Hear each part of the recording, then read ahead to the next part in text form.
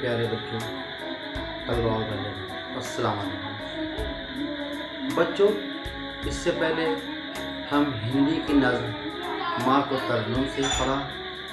آج ہم اس کا مطلب و مفہوم سمجھنے کی کوشش کریں گے۔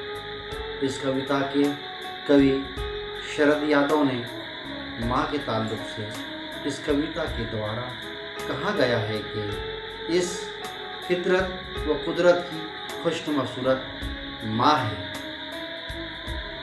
ماں اس دنیا کی صورت ہے۔ ماں کی ممتا محبت سمندر کے مانند ہے، جو اس سمندر کو کوزے میں ملانے کا کام کرتی ہے۔ اس کی محبت وہ ممتا کبھی ختم نہیں ہوتی۔ ہماری ماں سادگی و ہمت کی صورت ہے۔ ہماری ماں تہذیب کی روشنی جلا کر ہمارے زندگی کا سہارا دے کر خوشنما بناتی ہے۔